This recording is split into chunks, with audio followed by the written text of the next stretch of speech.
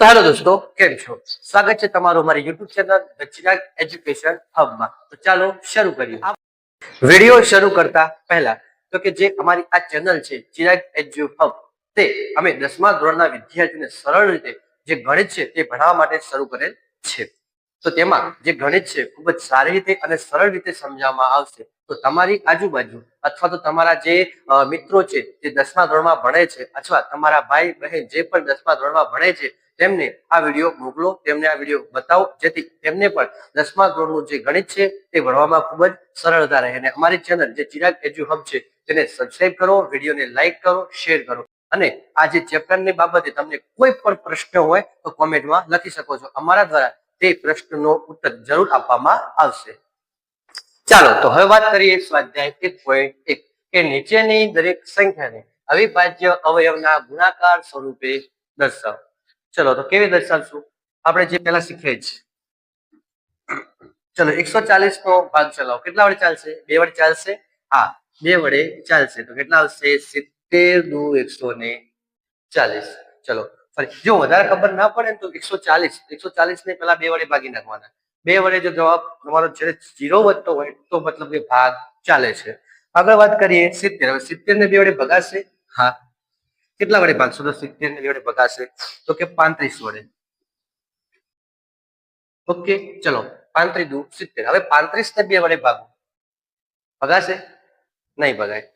3 વડે ભાગો. નહીં ભગાય, કારણ કે 3 પાછું 3 એકા 3, 3 એકા 3, તો પણ પાછળ 2 વધશે. 3 પછી હવે 5. અને એક વસ્તુ યાદ રાખવાની કે જ્યારે પણ કોઈ સંખ્યાના એકમના અંકમાં 5 હોય ત્યારે તે સંખ્યા 5 વડે ભગાતી હશે ને ભગાતી જ હશે. તો ચલો વાત કરીએ તો કે 5 વડે ભાગ ચાલીએ તો 5. તો 5 સીતા 35. હવે 7 આયા તો અહીંયા 7. તો અહીંયા આવશે 1. ઓકે, હવે આગળ 156 છે. તો 156 ને આપણે દર્શાવીએ.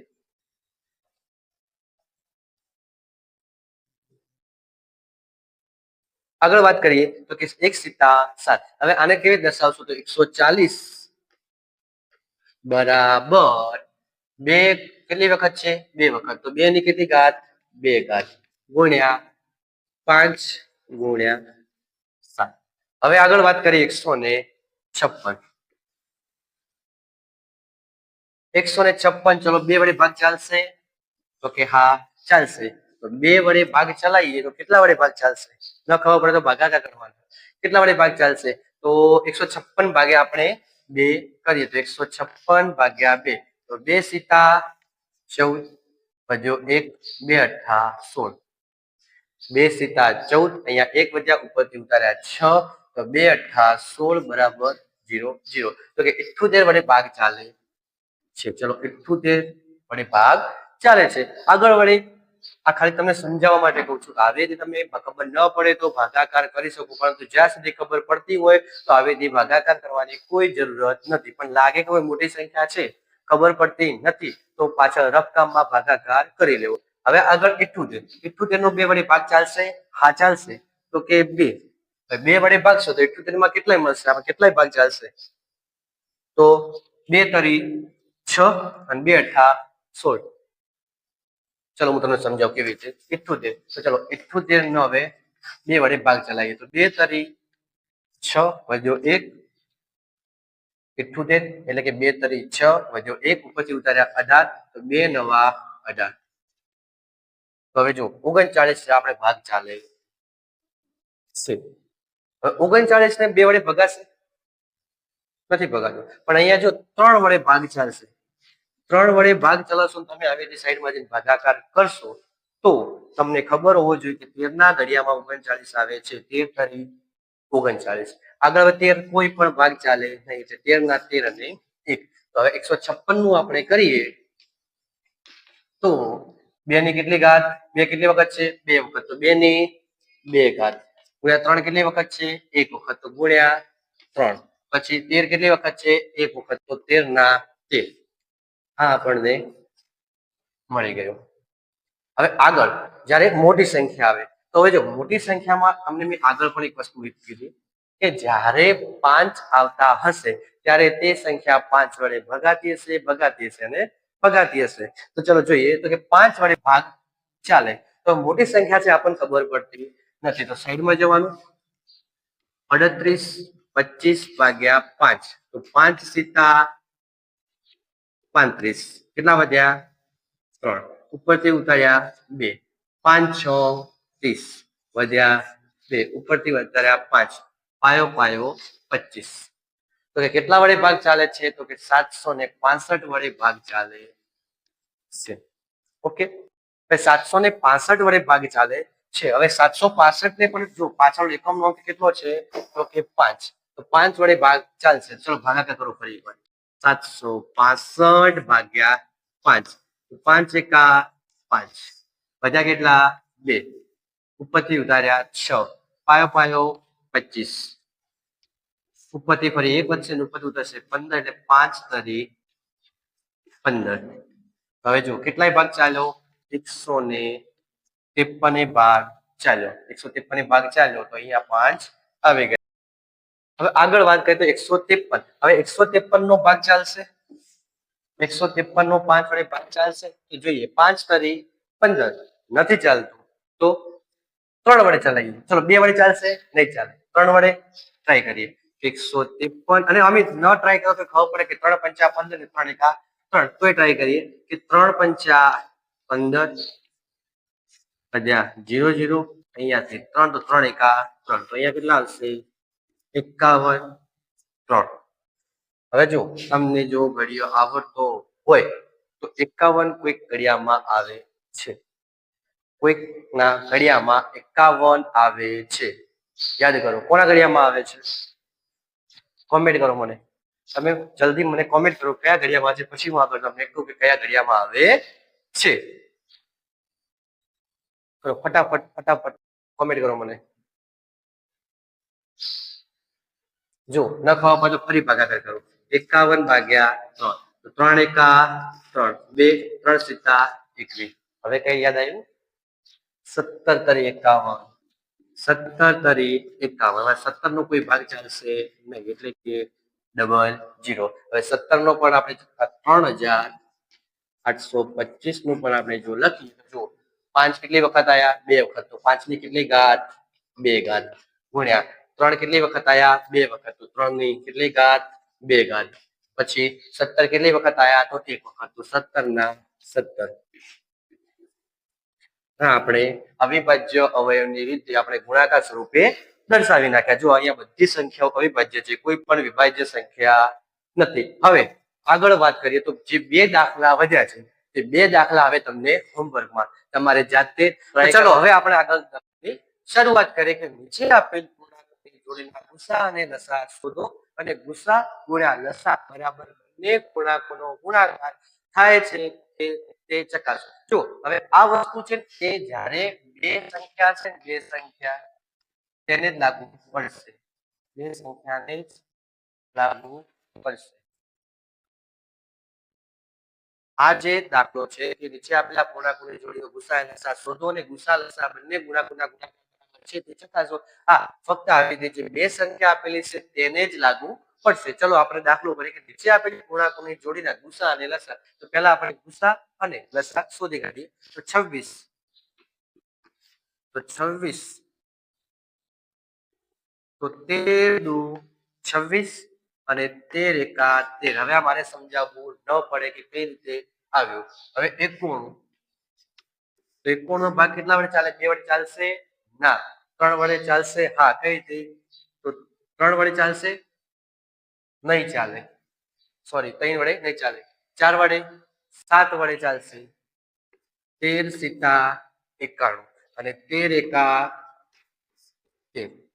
ઓકે, ચલો હવે આગળ જોઈએ તો કે 26 અને 91 માં તો કે પહેલા છે 2 ગુણ્યા 13 અને આમાં છે 7 ગુણ્યા 13.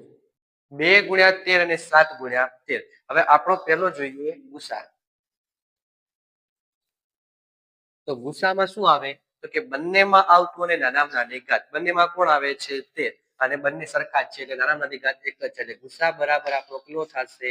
13. હવે જોઈએ લસા. તો લસા બરાબર તમામ મોટી ઘાત. ચલો 2 લઈએ તો 2 માં એક જ છે તો 2. હવે 13 તો 13 પાઈ 7 ગુણ્યા 7. ઓકે, પેલા 2 લીધા પછી 13 લેજો. 13 આમાં છે પણ બંનેમાં એક જ 13 છે એટલે એક જ આવશે. પછી 7 એટલે 7. હવે આનો ગુણાકાર કરીએ. હવે આનો જો ગુણાકાર કરીએ તો 13 સીતા 91. 13 સીતા 91. હવે 91 ગુણ્યા 2 કરીએ. 13 સીતા 91. હવે 91 ગુણ્યા 2. તો ચલો 91 ગુણ્યા 2 કરો તો 91 ગુણ્યા 2 કરીએ. 91 ગુણ્યા 2 તો 2 એકા 2 અને 9 દુ 18 મીન્સ કે 182 આપણો પ્લસ આવે છે. 182 આવે છે. ચલો લસા અને ગુસા આપણે મેળવી લીધા. હવે આગળ શું કીધું છે કે ગુસા અને લસા બરાબર બંને પૂર્ણાંકોનો ગુણાકાર થાય છે કે નહીં તે આપણે તપાસવાનું છે. ચલો એના માટે કામ કરીએ કે આપણું સૂત્ર શું હતું કે ગુસા ગુણ્યા લસા બરાબર આપેલ બંને સંખ્યાનો ગુણાકાર એ ગુણ્યા. હવે જો લસા અને ગુસા એ ડાબી બાજુ એને આપણે લઈએ ડાબા. તો કે ડાબા બરાબર ડાબી બાજુ તો લસા અને ગુસા, જમણી બાજુ તો બંને પૂર્ણાંકોનો ગુણાકાર. ચલો ડાબા, ડાબામાં લસા ગુણ્યા ગુસા. તો લસા કેટલો છે? લસા કેટલો છે? 182. જ્યારે ગુસા કેટલો છે?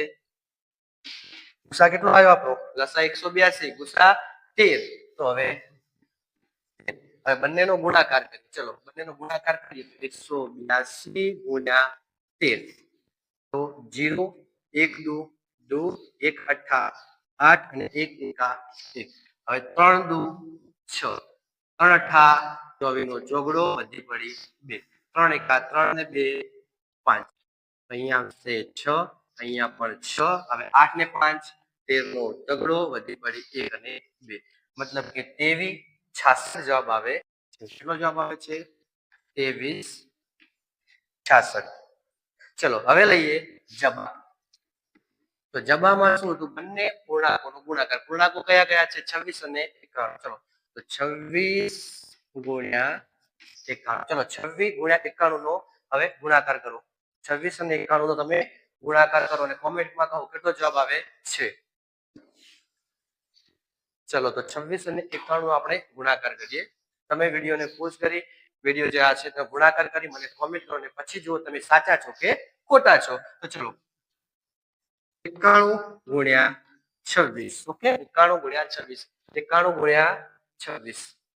તો કે પહેલા મૂકીએ 0 પછી 2 એકા 2 2 નવા 18. હવે 6 એકા 6 6 6 નવા 54.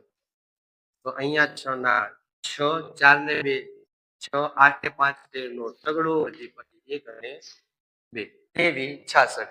અહીંયા પણ કેટલો આવ્યો? 23 66. તો અહીં લખી શકાય માટે બંને ડાબા બરાબર જબા જબા અને નીચે તમે લખી શકો કે આપેલ પૂર્ણાંકોનો અને લસા અને ગુસાનો ગુણાકાર સરખો થાય છે એવું તમે પણ નીચે લખી શકો છો. ચાલો તો હવે વાત કરીએ આગળ બીજા દાખલા કે 510 અને 92. તો 510 અને 92 માં ચાલો અવયવ પાડીએ. તો કે 510 ના અવયવ પાડીએ તો કે પહેલા ચલાવીએ 2 વડે ભાગ. તો 2 વડે ભાગ ચલાવીએ તો કેટલા વડે ભાગી શકાય? તો જો તમે આનો ભાગાકાર કરશો તો જવાબ કેટલો આવશે? 255. કેવી રીતે? જો 510 ભાગ્યા 2 તો 2 દુ 4 વધ્યો 1 2 પંચા 10 વધ્યા 1 અને બધા જીરા 2 પંચા 10. જવાબ કેટલો આવશે? 255. હવે આગળ 255 આવ્યા. 255 પહેલા પણ મેં તમને કીધું કે એકમનો અંક 5 હશે તો તે સંખ્યાને 5 વડે ભગાશે ભગાશે અને ભગાશે. તો જો 5 વડે ભાગવા જશું તો પાયો પાયો 25 ને 5 એકા 5 મીન્સ કે 51 વડે આને ભાગી શકાય છે. તમે 51 ગુણ્યા 5 કરજો. જો 5 એકા 5 અને પાયો પાયો 25 255 આવી ગયા. હવે 51. હવે 51 ને કેટલા વડે ભગાય? આગળ જ હમણાં આગળ દાખલામાં આવી ગયો 17 તરી 51 અને હવે 17 આવ્યા તો 17 નું 17. હવે બીજી કઈ સંખ્યા છે? 92. તો ચલો બોણની વાત કરીએ તો બોણને 2 વડે ભાગીએ તો 2. હવે 2 વડે ભાગ ચાલશે. કેટલા વડે 2 વડે ભાગ ચલાવીએ તો બોણને 2 વડે ભાગીએ કેટલા મળે? ચલો કોમેન્ટ કરો ફટાફટ. કેટલા મળે? 46 દુ 92. ઓકે. 46 ને આગળ ભાગ ચલાવીએ તો 2 વડે ચાલશે ને? હા 2. તો 2 દુ 4, 2 તરી 6. ઓકે. હવે 23. હવે 23 નો ભાગ ચાલશે કોઈ વડે? નહીં ચાલે. તો 23 ના 23 અને 1.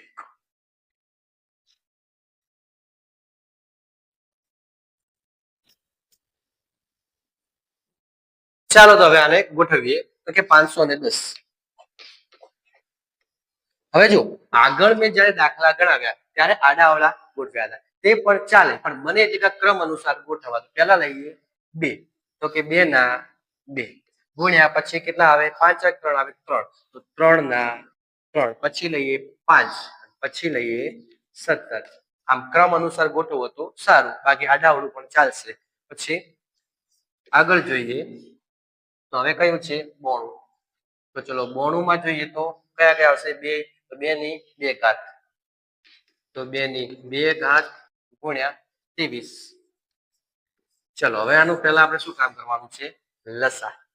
લસા લેવાનો છે. ચલો તો લસા બરાબર, ચલો પહેલા ગુસા લઈએ કે ગુસા. તો ગુસામાં શું આવતું હતું કે બંનેમાં આવતું હોય અને નાનામાં નાની ઘાત. ચલો બંનેમાં કોણ આવે છે? તો બંનેમાં 2 બંનેમાં આવે છે. નાના નાની ઘાત કઈ છે? તો 2. તો ગુસા કેટલો આવશે? 2. હવે લઈએ લસા. ચલો લસામાં બધા લેવાના છે પણ મોટા મોટી ઘાત. ચલો પહેલા વાત કરીએ 2 ની. તો 2 ની મોટી ઘાત કેટલી? તો 2 નો વર્ગ ગુણ્યા 3. અહીંયા છે ના, અહીંયા છે ના, અહીંયા એક જ છે એટલે 3 ગુણ્યા પછી 5. તો 5 પણ લેવા પડશે. પછી ગુણ્યા કેટલા? 17. તો 17 ગુણ્યા 23.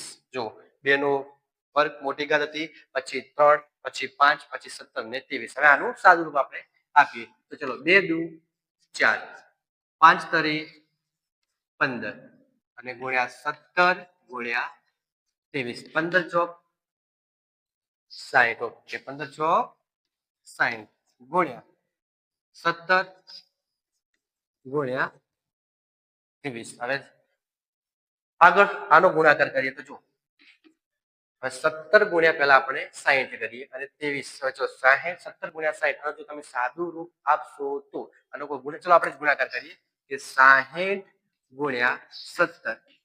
તો ચલો 0 નો 0, 1 6 6, પછી 0 નો 0, 6 સીધું 42. તો 0, 2 અને 10 એટલે કે 1020 ગુણ્યા 23. હજી આગળ ગુણાકાર બાકી છે. ચલો તો આગળ ગુણાકાર કરીએ. શું ગુણાકાર છે? તો કે 1020 ગુણ્યા 23. તો 0 નો 0, 2 દુ 4, 0 નો 0, 2 કા 2. જો 0 નો 0 કર્યો, પછી 2 દુ 4, સોરી 0 નો 0, 0 નો 0, પછી અહીંયાથી 2 વડે ગુણાકાર કરશો તો 0 મળશે. પછી 2 દુ 4, ફરી 2 નો 0 સાથે ગુણાકાર કરશો 0 મળશે. 2 એકા 2. હવે 3 ની વાત કરીએ. 3 નો 0 સાથે ગુણાકાર કરો તો 0. 3 દુ 6, અહીંયા 0 નો 0 અને 3 એકા 3. હવે જો 0, અહીંયા 6, અહીંયા 4, અહીંયા 3, અહીંયા 2 એટલે કે 2000, સોરી 23,460 આપણો જવાબ આવશે. કેવો આવશે? 23,460. આપણો લસા કેટલો મળે? તો કે 23,460 લસા મળે. ચાલો તો હવે આગળ વાત કરીએ તો આપણને ગુસા કેટલો મળ્યો? તો કે 2. જ્યારે લસા કેટલો મળ્યો? તો કે 23,460. હવે આપણે આગળ સાબિત શું કરવાનું છે કે ડાબા બરાબર જબા છે કે નહીં, મીન્સ કે લસા અને ગુસાનો ગુણાકાર બરાબર આપેલ બંને સંખ્યાના ગુણાકાર જેવડો થાય છે કે નહીં. તો ચલો આ થોડું ફેરી મારીએ આપણે એની માટે. આગળ હવે શું લેવાનું છે કે ડાબા બરાબર જબા થાય છે કે નહીં. તો ચલો પહેલા લઈએ ડાબા. તો શું લસા અને ગુસા. તો કે આગળ વાત કરીએ તો કે લસા ગુણ્યા ગુસા. તો લસા કેટલો હતો? 23,460. જ્યારે ગુસા કેટલો મળ્યો? 2. હવે આનો ગુણાકાર કરીએ. ચલો તો 23,460 આનો ગુણાકાર કરીએ તો કે 0 નો 0, 2 છંગ 12 નો બગડો, વધી પડી 1, 2 ચોક 8 ને 1 9, 2 તરી 6 ને 2 દુ 4 એટલે કે 46,920. ચલો આ શું મળ્યું આપણને? 46,920. આ એક સમીકરણ આપણે બની ગયું કે 46,920. હવે આગળ બીજું શું કીધું હતું? આ ડાબા મળ્યા આપણને. શું મળ્યું? આ ડાબા મળ્યા.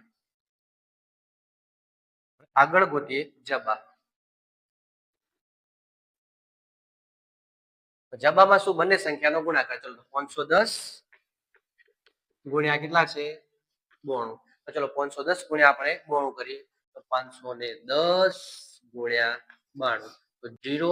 હવે 9 નો 0 સાથે ગુણાકાર કરશું તો 0, 9 એકા 9, 9 પંચા 45. હવે 2 નો 0 સાથે ગુણાકાર કરો 0, 2 એકા 2, 2 પંચા 10. હવે 0 નો 0, 2, 9 ને 0 9, 5 ને 1 6 અને 4 કે 46,920. આનો ગુણાકાર કેટલો મળે છે? 46,920.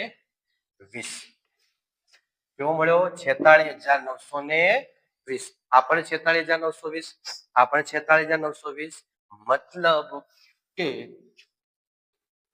ડાબા બરાબર જબા થાય છે.